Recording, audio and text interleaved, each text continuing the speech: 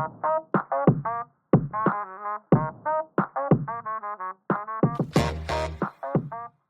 сайн байцгаана уу? Жудиложи подкастын сонсогчдоо. За та бүхэнд энэ өдрийн мэндийг хүргэе. За бид өнөөдөр та бүхэндээ энэ 2024 оны сүүлийн дугаараа хүргэж байна. Ийхүү Ээ. яа сүүлийн 2 жил ингээд нийлбэрлэнгээрээ бид хэд энгийн дугаар маань нийт 49 энгийн дугаар бичигдэн та бүхэнд хүрсэн байгаа юм байна. За тэгээд энэ хүртэл бас биднийг сонсож бидэнтэй хамт байдагт баярлалаа. За өнөөдрийн дугаарт маань манай Марлаа маань нэгэн сонирхолтой кейсийг танилцуулахаар бэлдсэн байна. За энэ нь болохоор эрүүгийн нөх хүрээлэн буй орчны эсрэг гэмт хэрэгтэй холбоотой тийм кейс байгаа юм. За юу болдог вэ гэхлээр хууль бусаар 15 ширхэг хар сүлт гээд амьтныг агнасан хүмүүст бол шүүхээс эрүүгийн хариуцлага ногдуулсан. Тэгэд энэхүү эрүүгийн хариуцлагын шударгасны зарчим нийцгүй үгүй юу талаар улсын дээдчийг бас тодорхой дүгнэлтүүд өгсөн юм байлээ. Тэгэхээр энэ маргаанаа хэдүүлээ дэлгэрэнгүй сонсцгоё Марлагаас. За тэгье. Нөгөө он дуусгасан чинь энийг нөгөө сүүлийн дугаар гэж та анзаарахгүй юм байна. Мэдсэн бол жоохон спешиал юм болдог байжээ. Шинэ жилтэй холбоотой. Тэгээд ямар нэгэн байдлаар шинэ жилтэй холбогдсон юм болдог байд. Гэхдээ яг уу усын дэжүүхийн шийдвэр бол яг бараг л жилийн өмнө 23 оны 12 сарын 13-нд бол гарч ирсэн юм байна. Заавал нэг шинэ жилтэй холбогдуулах гэдэг тий. За тэгэхээр ширүүгөөс шууд орцгоё. Сая оюука дурсанчлан эрүүгийн эерэг бол бэлдсэн. Бидэд яг подкастаараа нөгөө эрүүгийн эерэг нэг түгээмэл яриад байдгүй. Гэхдээ нөгөө case information sheet буюу хэргийн мэдээллийн хуудасаараа эрүүгийн эерэг бол бас ер нь тогтмол оруулдаг. Тэгээ ер нь эрүүгийн эерэг дээр голчлон яг ямар маргаа өрнөдөг гол асуудал нь юу гэдэг вэ гэх юм бол хөвчлэн тэр нөгөө гэмт хэрэгтний үйлдэлсэн үйлдэлийнхаа зүйлчлэлтэй холбоотой байдаг. Аль гэмт хэрэг яг энэ хүү үйлдэлсэн бэ? Хулгайлах нь дээр нь түхээс нь аль үйлдэл нь зөв бэ гэдэгтэй илүү холбоотой тэрэн дээр илүү голчлон маргаж онцолдог.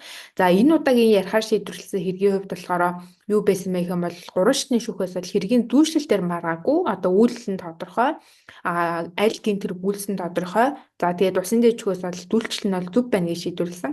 Гэхдээ нөгөө тэр эрүүгийн хэргийг зүйтлэлсний дараагаар хөндөгдөх асуудал нь тэгвэл энэ гэмт этгээдүүдэд ямар эрүүгийн хариуцлага ногдуулах вэ гэдэг асуудал байдаг. Тэр этгээдүүдийн үйлдэлсэн үйлдэлийнх нь хэр хэмжээ за ямар нэг хэр юу гэмш тэмдэг ямар байдлаар үйлдсэн ч гэдэг юм уу те арга хэрэгслээс шалтгаалаад илүү хүнд хөнгөн гэмт хэрэг хариуцлага хүлээлгэх хорих ч гэдэг юм уу торгох ч гэдэг юм уу эсвэл албадлагын арга хэмжээ ч гэдэг юм уу те иймэрхүү байдлаас үүдлээ дараагийн асуудал нь нэг чухал асуудал нь эрүүгийн хариуцлага бол асуудал байдаг. За тэгээд энэ удаагийн хэрэг бол яг тэр эрүүгийн хариуцлагын асуудал дээр усын дэжгээс маш сонирхолтой дүгнэлт өгсөн. За ингэхдээ эрүүгийн үйл засаг хэд хэдэн зарчмын нэг бодлого юм чухал зарчим болох шударга ёсны зарчмыг хүндсэн ийм хэрэг байсан. За тэгэхээр холбогдогч манаас хөөрхөн олон 5 ширхэг ийм ширхэгийн цаашаа. За 5 холбогдогчтой ийм хэрэг байгаа. За тэгээд сая хэлсэнчлэн ойлгосон байх холбогдсон гэмт хэрэг нөх юм бол эрүүгийн үеийн 24-ийн 5 дугаар зүйлд бол заасан хууль бусаар агнах. За тэгээд тэр нөгөө агнасан амтнаа тээвэрлсэн түүхийдийг хадгалсан за тэгээ худал мэдүүлсэн гэдэг ийм үйлдэлүүдтэй холбогдсон. За 5 иргэн маань тус бүр дэм өөр үйлдэлтэй байгаа гэсэн үг. За тэрийг би сүүл ингээд тайлбарлая. За тэгээ 3 шатны шүүхийн маань ер нь шийдвэр нь 2023 онд бол гарч дууссан. Анхаашны шүүхийнх бол 23 оны 7 дугаар сард, давхрах 23 оны 10 дугаар сард. За тэгээ усан дэжих маань онд хөөд яг жилийн өмнөхөө 12 сарын 13-ны өдөр шийдвэрлэгдээд 161-р тогтоолго гарсан юм байна. За бид нэр тэгэхээр YouTube-ийн тайлбар хэсэгтээ энэ нөгөө шүүхийн шийдвэрүүдийнхаа он саруулан дугаар за тэгээд линкүүдийг нь оруулчнаа. Тэндээс та бүхэн дэлгэрэнгүй ард болно шүү. За тэг үйл баримт руу орчих. Ер нь бол яг нөгөө хэлсэнчлэн дүүлчил дээр тийм сүртэй маргаантай үйлдэл нь нарийн төвхтэй биш болохоор үйлдэл олон юм гэмт хэргийн зүйшлэл бол маш хөнгөн явна. За ямар гэмт хэрэгт холбогдоод ямар үйлдэл хийсэн бэ гэдэг юм бол за дурсгалсан 5 шүүгдэгч байгаа учраас би эднэрийг нөгөө ялхах үүднээс нөгөө А Б В Г Д гэ одохан бол жоохон сүлд нь ингээ ойлгохгүй байх гэж бодоод нөгөө сонсож байгаа хүмүүст яг харахгүй болохоор заримдаа жоохон нөгөө ямар хэнийг нь яриад байгаа гэдэг тэр гоцоог нь алдчихдаг штэ. Тийм болохоор би шүүгдэгч 1 2 3 4 5 гэж ярьчих гэж бодсон. Яг тэр нөгөө ерөн шүүгдэгчийн нэр ч юм уу нэрний өсөг аль тийм ч агш холбогдолтой бол энд биш те. За шүүгдэгч 1 2-т бол бүлэглэн За ингэж ярих юм байна. 1-2 дугаар шүүгдэгч бол бүлэглэн 2022 оны 11 дугаар сарын 1-ний өдөр за Монгол Улсын нэг аймгийн нутаг дэвсгэрт бол програм маркийн тээврийн хэрэгслийг унаж ховор амтны чагсаалтанд багтсан хар сүлт гэдэг амтнаас одоо 15 ширхэг тоо толгойг зөвшөөрлөхөөр агнасан. За шүүгдэгч 3 болвол 2 үйлдэлтэй одоо 3 дахь шүүгдэгч маань бол 2 үйлдэл хийж одоо гэмтэрэг толбогдсон гэсэн үг. За эхнийх нь 2022 оны 11 дугаар сард саяны нөгөө эхний хоёр шүүгдэгч маань агансан 15 ширхэг хар сүлтэйг бол түүхэн эдийг нь хадгалсан. Одоо яг тухайн тэр аймгийнхаа өөрийнхөө гэрт хадгалсан. За тэгээд 2022 оны 12 дугаар сард за бас нэг аймгийн энэхийг хоригдсон чагсаалтанд байдаг 3 ширхэг хяргас гэдэг бол амтныг бас хөлбөсөр агансан ийм хоёр үйлдэлтэй. За дөрөвдүгээр шүүгдэгч маань буюу одоо дөрөв дэх иргэн маань 23 оны 1-р сарын 14-ний өдөр за нэг аймгийн нутаг дэвсгэр рүү нэг сумаас өөр сум руу явахдаа автомашины пост дээр ховор амтны чагсаалтанд орсон нөгөө хар сүлт гэдэг амтны нэг ширхгийг тээвэрлж явж байгаад баригдсан буюу одоо нэг ийм одоо ховор амтныг тээвэрлсэн. Гэхдээ одоо нэг алтан маш тэ өгцөн байгаад тэр амтны түүхийдийг тээвэрлсэн гэдэг үйлдэлээр за 5 дахь шүүгдэгч маань 2023 оны 1-р сарын 14-ний өдөр одоо сая нөгөө нэг 4 дахь шүүгдэгч маань ингээд тээвэрлж явж байгаад баригдчихж байгаа штэ тий. Энтэй холбоотойгоор дараа нь худал мэдүүлэл өгсөн гэдэг одоо ийм гэмтэрэгт холбогдоод нийтдээ ийм 5 шүүгдэгч маань өөр ийм үйлдэлд холбогдсон байна. За товч дуртах юм бол эхний хоёр нь бол ховор амтныг одоо хууль бусаар агнасан 3 дахь шүүгдэгч маань ховор амтны хууль бусаар өөр амтан гэхдээ хязгаар зэдэг амтныг агнаад нөгөө нэг эхний хоёр шүүгдэгч агнасан 15 ширхэг хар сүлтийг тээвэрлсэн. За дөрөвдөх маань болохоор нэг ширхэг хар сүлтийн түүхэн идэг бол тээвэрлсэн. За тэгээд 5 дахь шүүгдэмэгч маань 4 дахь шүүгдэгчийн үйлдэлтэй холбоотойгоор худал мэдүүлэл өгсөн гэдэг ийм үйлдэлүүд бол байх нэ. Тэгээ үйлдэлүүд бол ерөөсөө тийм нарийн төвөгтэй биш айгүй ойлгомжтой. Энэ хар сүлт гэдэг амт нь ховор жигсаалсан байдаг амт нөгөө үйл амтан эдгээр тусгай зөвшөөрлөг хууль бусаар агнасан нөгөө үйл агнасан гэдэг одоо ер нь ийм ойлгомжтой. За тэгээд энэ хууль бусаар агнах гэдэг гэмт хэргийн зүйлчил одоо гэмт хэргийн талаар ярих юм бол эрүүг үйлээ 24-ийн 5 дугаар зүйлд бол заасан. За тэгээ юу гэж заасан бэ гэх юм бол улсын тусгай хамгаалалттай газар нутагт зөвшөөрлгүйгээр амтан агнасан, барьсан. За дараагийн төрөл болохоор ховор амтныг тусгай зөвшөөрлгүйгээр агнасан, барьсан, зориудаар тижээж гаршуулсан, үржүүлсэн, тэдгэрийн гаралтай түүхэн эдийн зүйлийг хадгалсан, за худалдсан, худалдан авсан, эсвэл тээвэрлсэн. За энэ дээр сайн нөгөө нэг манай шүүгдэгч нарын маань үйлсүүд дурддагдсан ер нь бол анзаарч байгаах зөвшөөрлгүйгээр агнчихж байгаа, түүхийд нь хадгалчихж байгаа, тээвэрлчихж байгаа. За өөр ямар үйлсүүд байдаг вэ гэдэг юм бол гадаад усад гаргасан ховор амтны чихмэл эд эрэхтэн тэдгэрийн гаралтай түүхийдийн цуглуулга хийсэн бол за ямар ялтай хэм бол нэгдүгээр торгох ялтай.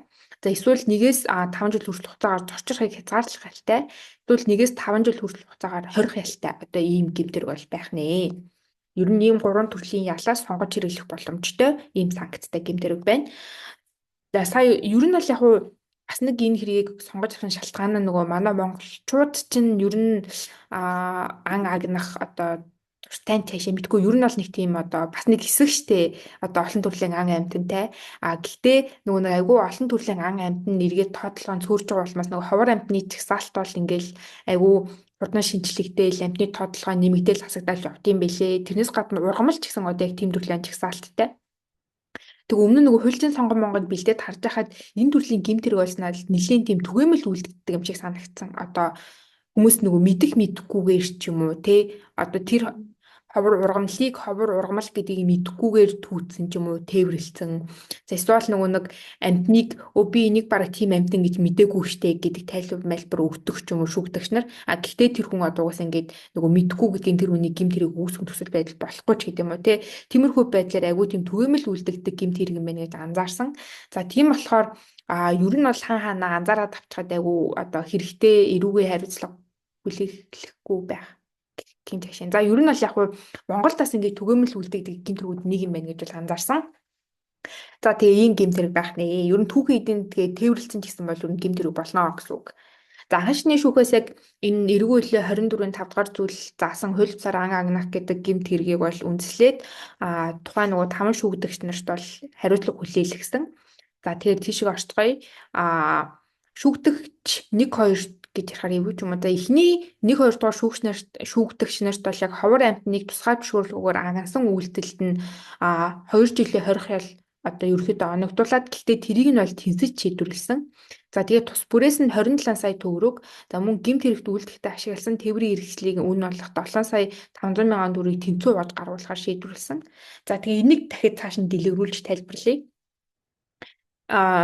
За яг анхан шатны шүүхээс бол нөгөө нэг юу ч цааш штэ эхний 1 2 доор шүүгдвч буюу яг тэр нөгөө 15 ширхэг хар сүлд агнсан 2 этгээдэд 20 тус бүртэнд 27 сая буюу нийт 54 сая төгрөгийн одоо төгрөгийг улсад төлөх.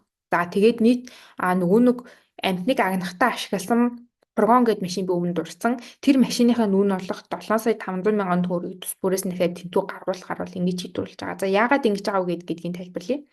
За 27 сая төгрөгийн тайлбарлах юм бол амьтны тухай байлаа, ургамлын тухай байлаар ер нь бол одоо тэр шүүгдэгч нэрэг үйл заасан ховор амьтан ч юм уу ховор ургамлыг агнаад экологт ямар нэг охирол учруулах юм бол тэрийгэ завралт хүн төлөх юм үүрэг хүлээж байгаа. Энэ бол ингээд тохирол тооцогтой явж байгаа эрэг үйл заасан. За амьтны тухай байлаа 37 дугаар зүйлэн 37-гийн 2 дахь хэсэгт бол амьтны аймагт учирсан охирлыг нөхөн төлбөрийн хэмжээг засгийн газраас тогтоосон амьтан экологи эдийн засгийн үнэлгээг 2 дахин өсгөж тогтооно гэж бол заасан байдаг юм байна.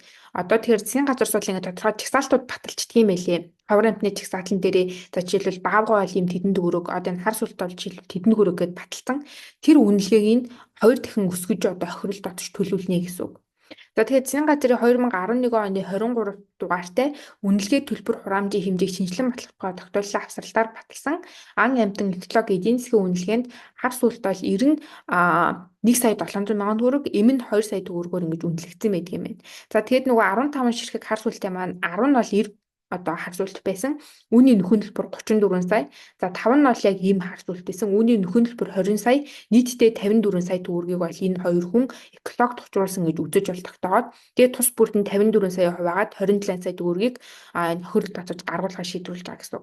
За харин 7 сая 500 мянган төгрөгийн юутай холбоотой вэ гэдэг юм бол за эрүүгийн үеийн 7-гийн 5 дугаар бүлгийн 4-т зааснаар гэмт хэрэг үйлдэж олсон эд хөрөнгө эсвэл нөгөө гэмт хэрэг үйлдэхэд ашигласан тээврийн хэрэгсэл ундлага галт зэвсэг тусгайлан бэлтгэсэн зэвсгийн чанартай зүйл нь тухайн гэм буруутай этгээд өмчлөлт одоо байсан тогтоогдсон тохиолдолд түүнийг хураавч хадгалах устгах бол гэмт хэргийн хохиролт нөхөн төлөхийг төлөхөд зарцуулах одоо ерөөд бол ингээд хэрэгэлсэн машиныг нь бол хураах зохицуулттай гэсэн үг. За тийм болохоор тэр нөгөө 15 ширхэг хар сүлтийг агнахтаа хэрэгэлсэн машиныг нь ер нь бол хураагаагүй бол одоо түүний үнийг нь гаргуулад нөхөрлөлт бол ингэж авнаа гэдэг ийм зохицуулттай. Тийм болохоор тус бүрээс нь тэр тээврийн хэрэгсэл 7 сая 500 мянган төгрөгийн дахиж 2 хуваагаад 3 сая 750 мянган төгрөг гаргуулахаар ингэж бол шийдвэрлэсэн байна. За дараа нь болохоор 3 дахь шүүгдэгчид бол ховор амьтныг тусгай зөвшөөрлгүйгээр агнасан буюу 3 ширхэг хяргас гэдэг хяргас гэдэг чинь уул ургамлын л нэртэй. За одоох 3 ширхэг херс тийм байл үү. Херс гэдэг амьтныг агнасан үйлдэл. За тэгээд нөгөө нэг 15 ширхэг хар сүлтийн түүхийдэг хадгалсан ийм үйлдэлээр 1 жил 2 сараар ингээд 20 хэл оногдуулаад за гэхдээ үүнийг бол бас тэнцэж шийдвэрлэдэг юм. За дараагийн 4 дахь шүүгчд бол ховор амьтны гаралтай түүхийдийг тээвэрлсэн үйлдэлд нь ерөнхийдөө дахиад 1 жилийн тэнцэх ял оногдуулаад за тэгээд гэмт хэрэг үйлдэлтэй ашигласан тээврийн хэрэгсэл буюу энэ хүн болохоор Land Cruiser 200 маркийн тээврийн хэрэгсэл унж авсан байлээ. За тэгээ үүнийг 150 сая гэж бол үнэлэгдсэн. Үүнээс нь тэр хүн 3 сая 400 мянган төгрөгийг улсад ингээд төлчихсөн юм байна лээ. Тэрийг нь хасаад 146 сая 600 мянган төгрөгийг бол бас дахиж гаргуулад энэ бол улсад тохирлоо гэж гаргуулахаар агшны шүүгэл шийдвэрлсэн байсан. Энэ бол бас сонирхолтой.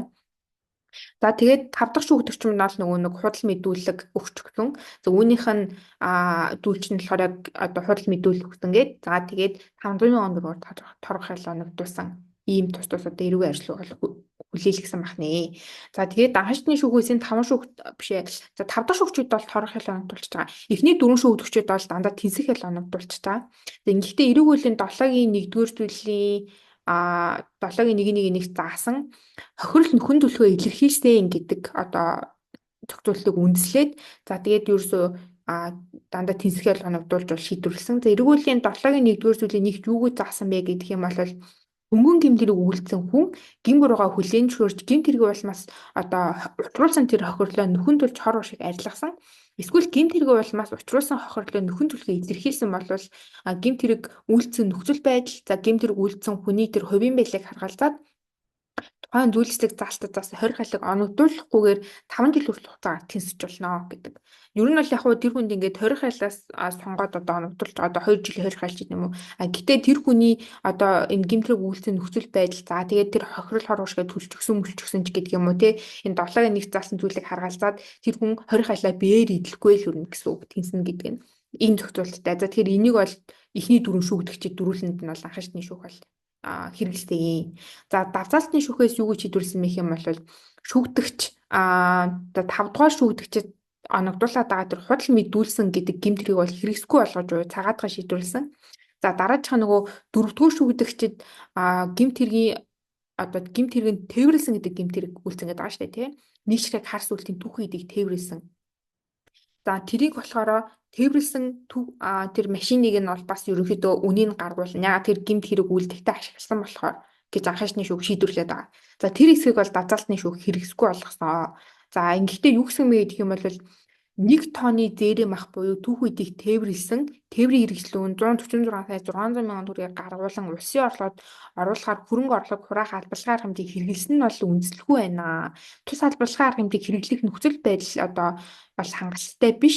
Энэ хүний учруулсан хохирол нь бол тийм 146 сая 600 мянган төгрөг бол хэмжигдэхгүй гэдэг одоо иймэрхүү тайлбар бол давцаалтны шүүхээс бол хийсэн. За тэгээ ерөнхийдөө бол яг бусад юм нь бол анхаачны шүүхийн шийдвэрийг ингэж ерөнхийдөө хэврүүлсэн гэсэн үг.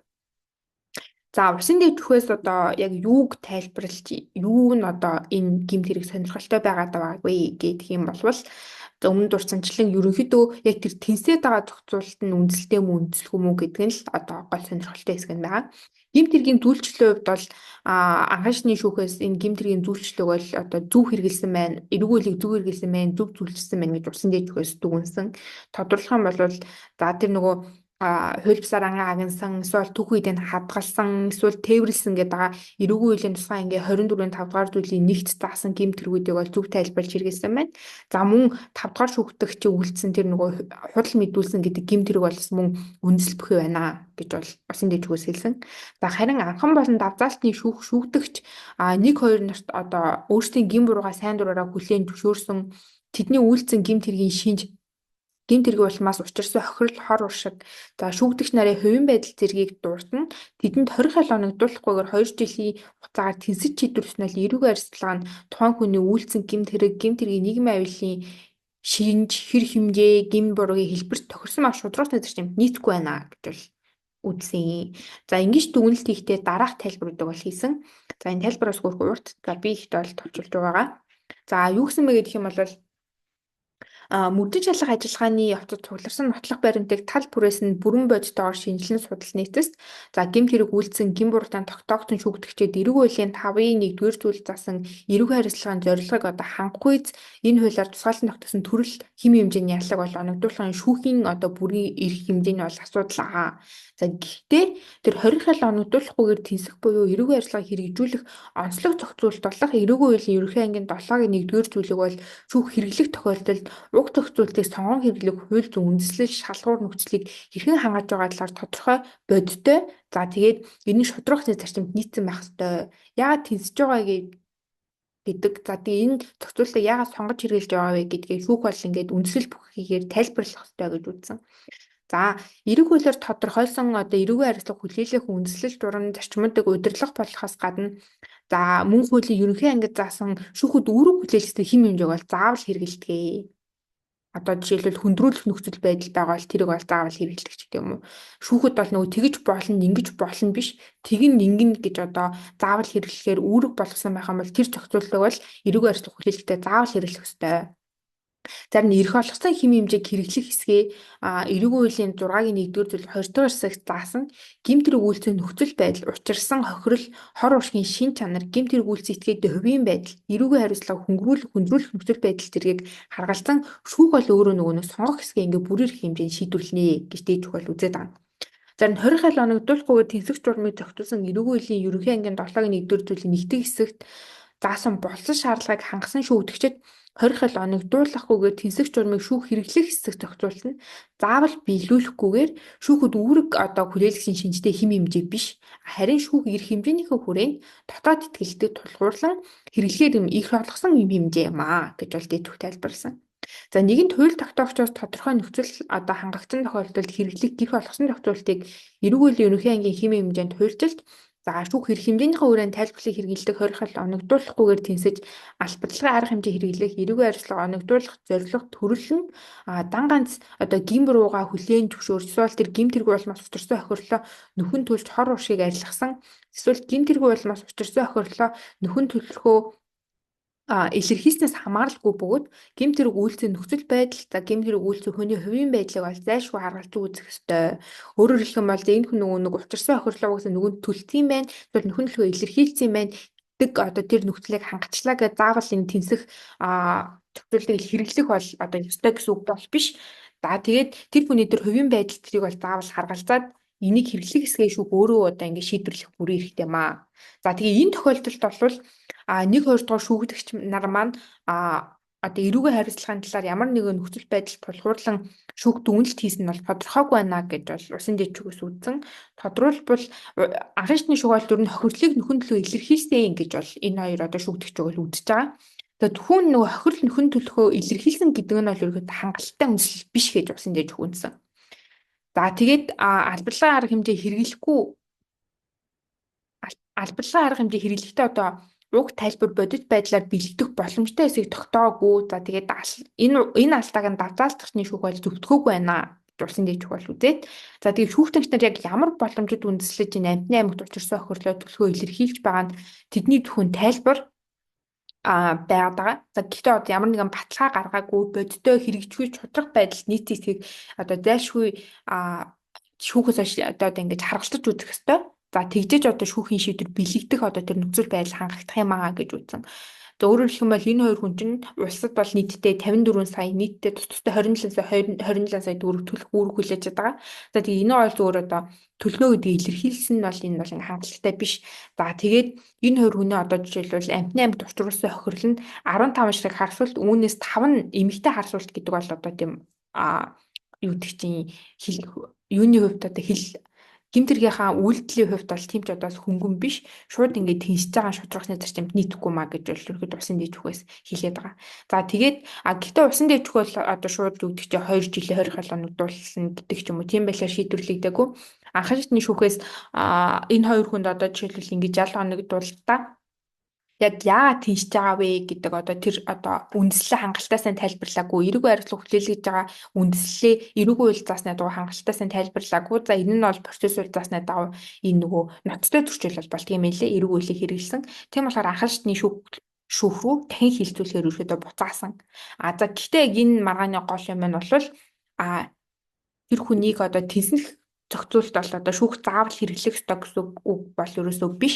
Хэргийн нөхцөл байдал, гэмт хэрэг үйлцэтгэхийн хувийн байдал гэдгээ шалтгаалаад шударгааны зарчимд нийцүүлээд хэрэглэх хэсгийг ингэж үндэслэлтэйгээр бодитоогоор шүүх тогтоох ёстой маа гэдэг бол ач холбогдолтой байна гэж бол харсан.